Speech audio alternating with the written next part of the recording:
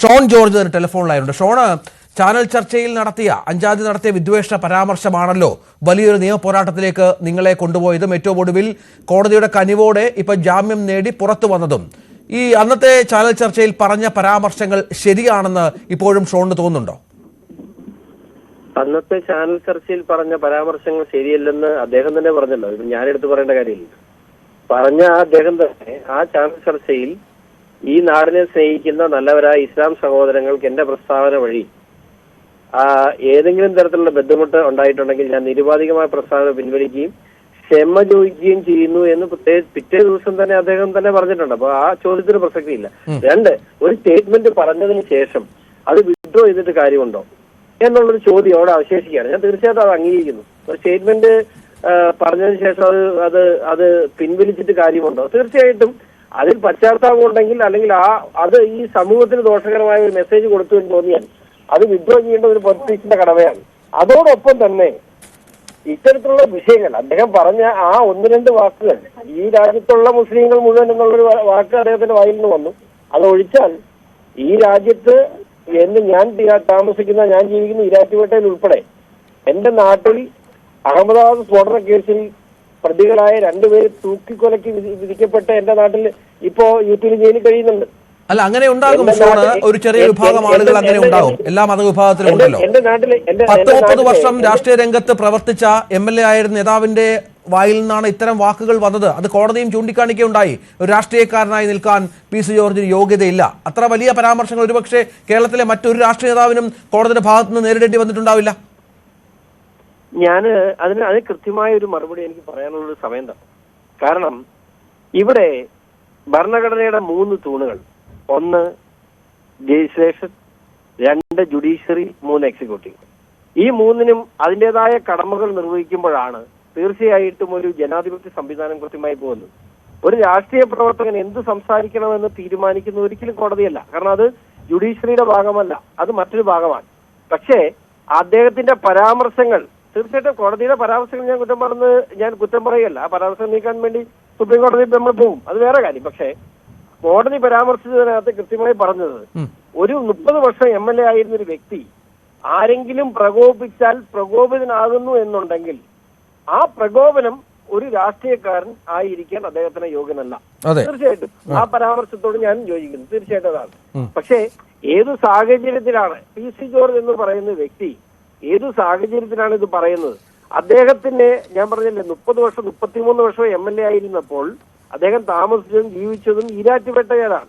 ഈരാറ്റുപേട്ടക്കാരനാണ് അദ്ദേഹം എല്ലായിടത്തും പറയാറുള്ളത്. ഞാൻ എവിടുത്തുകാരനാണെന്ന് വെച്ചാൽ പൂഞ്ഞാറുകാരൻ പോലുമല്ല, ഞാൻ ഈരാറ്റുപേട്ടക്കാരനാണെന്ന് പറയുന്ന ഒരു വ്യക്തിയാണ്. പക്ഷെ അവിടെ ഈ ഈരാറ്റുപേട്ട മുനിസിപ്പാലിറ്റിയിലെ കൗൺസിലർ അടക്കം 5 പേരെ കഴിഞ്ഞ ഒരു 2 വർഷത്തിനുള്ളിൽ 5 പേരാണ് NIA-യുടെ റെയ്ഡിൽ ഇപ്പൊ അകത്ത് കിടക്കുന്നത്.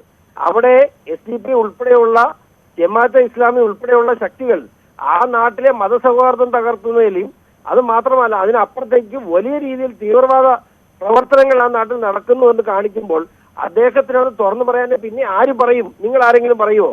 ഏതെങ്കിലും കോൺഗ്രസ്സുകാരൻ പറയുമോ? അല്ല, അത് ഞാൻ പറഞ്ഞതുപോലെ ഷോണ ഇങ്ങനെ 1-2 ഒറ്റപ്പെട്ട കാര്യങ്ങൾ ചൂണ്ടിക്കാട്ടി പറയാം. അതിനൊരു സമൂഹത്തെ, ഒരു മതവിഭാഗത്തെ മുഴുവൻ, എത്ര ഗുരുതരമായ പരാമർശമാണ് അദ്ദേഹം നടത്തിയത്. പിന്നീട് മാപ്പ് പറഞ്ഞു എന്നതൊക്കെ ശരിയാണ്. അതെ, എല്ലാവരും വർഗീയവാദികളാണ്, ഒരു മുസ്ലിമും വർഗീയവാദിയല്ല, ലോകത്തില്ല, പാകിസ്ഥാനിലേക്ക് പോകും എന്നൊക്കെയാണ് ആക്രോശിക്കുന്നത് അദ്ദേഹം ആ ചർച്ചയിൽ. പ്രിയ സുഹൃത്തെ, ഞാൻ തുടക്കത്തിൽ പറഞ്ഞ എന്താണ്, അദ്ദേഹം പറഞ്ഞ സ്റ്റേറ്റ്മെന്റ് അദ്ദേഹത്തിന് ഈ നാടിനെ സ്നേഹിക്കുന്ന, കൃത്യമായി ഇന്ന് അദ്ദേഹം പറഞ്ഞ എന്താണ്, ഈ രാജ്യത്തെ സ്നേഹിക്കുന്ന വ്യക്തികൾക്കെതിരെയല്ല, ഈ രാജ്യത്തിന് വിരുദ്ധമായി നിൽക്കുന്ന ശക്തികൾക്കെതിരെ ആ നിലപാട് തന്നെ സ്വീകരിക്കും. അതിനെന്താ സംശയം? ആ നിലപാട് തന്നെയാണ് നമുക്ക് എല്ലാവർക്കും ഉള്ളത്. ഈ രാജ്യത്തെ സ്നേഹിക്കാത്ത, അത് ഏത് സമുദായത്തിൽപ്പെടുന്ന ആളുകളാണെങ്കിലും രാജ്യം വിട്ടു പോകുന്നതാണ് നല്ലത്. അതിനകത്തൊന്നും ഞങ്ങൾക്കൊരു ഒരു പശ്ചാത്താപമില്ല ആ കാര്യത്തിൽ പറഞ്ഞത്. പക്ഷേ ഈ രാജ്യത്തെ സ്നേഹിക്കുന്ന നല്ലവരായ ഇസ്ലാം സഹോദരങ്ങൾ ഇവിടെ ഉണ്ടോ? നിങ്ങൾ പറഞ്ഞ പോലെ ഈ രാജ്യത്തിനോടൊപ്പം നിൽക്കുന്ന, എനിക്കും 100 ആയിരക്കണക്കിന് സുഹൃത്തുക്കളുണ്ട്, നല്ല ഇസ്ലാം സഹോദരങ്ങൾ, ഈ രാജ്യത്തെ സ്നേഹിക്കുന്നവർ. അവർക്കത് വേദനിച്ചെങ്കിൽ അത് മാപ്പ് പറയാൻ അദ്ദേഹം ബാധ്യസ്ഥനാണ്. ആ മാപ്പാണ് അദ്ദേഹം പറഞ്ഞത്. പക്ഷേ ആ മാപ്പ് പറയാൻ പാടില്ല. ഇപ്പൊ ഞാനൊരു കാര്യം പറയട്ടെ. കഴിഞ്ഞ ദിവസം മീഡിയ വൺ ചാനൽ, ഒരു ചാനൽ, മറ്റൊരു ചാനലിന്റെ പേര് പറയുന്നത് ശരിയാണെന്നിരിക്കുന്നത്, മീഡിയ വൺ ചാനല് പാലായില് അരമനയുടെ പേരിലുണ്ടായിരുന്ന ഒരു വസ്തുവിൽ അവര് കപ്പയ്ക്ക് കിളച്ചപ്പോൾ, JCBക്ക് കിളച്ചപ്പോൾ അവിടെ ഒരു വിഗ്രഹം കണ്ടെത്തി. ആ വിഗ്രഹം കണ്ടെത്തി അവിടുന്ന് സമീപ പ്രദേശത്തുള്ള അമ്പലത്തിൽ ആളുകൾ വന്നു, അവരത് നോക്കി അവിടെ ചെറിയ രീതിയിൽ ഒരു പൂജ നടത്തി. അത് കഴിഞ്ഞ് അവര് വളരെ മാന്യമായിട്ട് അരമനയിൽ ചെന്നു, ബിഷപ്പ് ഹൗസിൽ ചെന്ന് അരമനയും അമ്പല കമ്മിറ്റിയും തമ്മിൽ ഒരുമിച്ചിരുന്ന് അവിടെ ചർച്ച ചെയ്തു. അതിന് സമവായം ഉണ്ടാക്കി. ആ പ്രശ്നം അവിടെ പരിഹരിച്ചപ്പോ അവിടെ വലിയ പ്രതിസന്ധിയാണ്. അത് വലിയ പ്രശ്നം, ഇതര സമുദായങ്ങൾക്ക് ഇടയിൽ വലിയ പ്രശ്നം ഉണ്ടാക്കുന്നു. ബിഷപ്പ് ഹൗസ് അവിടെ അവരോട് കയറരുതെന്ന് പറഞ്ഞ് വാർത്ത ചെയ്ത മീഡിയനെ കുറിച്ച് നിങ്ങൾ ചർച്ച നടത്തിയോ? ഇല്ലല്ലോ. എന്താ ചർച്ച നടത്താത്തെ? നിങ്ങളെ പോലുള്ള ചാനലിന്റെ സ്വഭാവം ഷോൺ അറിയാം. ആ ചാനലിന്റെ പേരെടുത്ത് പറഞ്ഞുകൊണ്ട് ഞാൻ പറയുകയാണ്. എന്താണ് സ്വഭാവം, ആരാണ് അതിന്റെ മാനേജ്മെന്റ് എന്നൊക്കെ നമുക്കറിയാം. പക്ഷേ പി സി ജോർജിനെ പോലെ വളരെ പണ്ഡിതപ്രജ്ഞനായ ഒരു മണ്ഡലത്തിൽ ഒരു മുന്നണിയുടെയും പിന്തുണ ഇല്ലാതെ ജയിക്കാൻ ഉള്ള സാഹചര്യം ഉണ്ടായിരുന്ന ഒരു നേതാവാണ് സ്വന്തം പ്രവർത്തികൾ കൊണ്ടും വാക്കുകൾ കൊണ്ടും ഇപ്പോൾ ആ തരത്തിലേക്ക് മാറിയിരിക്കുന്നത്. വലിയൊരു വിഭാഗം അതിർത്തി എതിർക്കുന്നുണ്ട്. ഇപ്പോൾ ഒറ്റ കാര്യം പറഞ്ഞോട്ടെ, ഇവർ നടത്തുന്ന പ്രവണത എന്താണ്? ഇപ്പൊ ഞാൻ പറയട്ടെ, എന്റെ നിയോജക മണ്ഡലത്തിൽ SDP പരമാവധി വോട്ട് 2500 മുതൽ 3000 വോട്ടിൽ താഴെയുള്ളൂ. പക്ഷെ അവർക്ക് 28,000 വോട്ട് അവർക്ക് കൺസോൾട്ടേറ്റ് ചെയ്യാൻ പറ്റുന്നു. എങ്ങനെ കൺസോൾട്ടേറ്റ് ചെയ്യാൻ പറ്റുന്നു? അവർ പറയുന്ന ഒരു വലിയ ഒരു മൂവ്മെന്റ് ഉണ്ട്. എന്താണ്? ഇവിടെ ഏതെങ്കിലും തരത്തിൽ നരേന്ദ്രമോദിയുടെ സ്ഥാനാർത്ഥി ജയിക്കുന്ന സാഹചര്യം ഉണ്ടായാൽ ഇവിടെ മുസ്ലിങ്ങൾക്ക് നേരെ വലിയ പ്രശ്നം ഉണ്ടാവും. ഇതല്ലേ ഇന്ത്യ മുഴുവൻ ഇവർ നടത്തുന്നത്? അല്ല ഷോണെ, അത് പറയുന്ന രീതിയില്ലേ ഷോൺ? അതിനൊരു സമുദായത്തെ മൊത്തം അടച്ചാക്ഷേപിച്ച് കാര്യമുണ്ടോ? അത് പറയണം.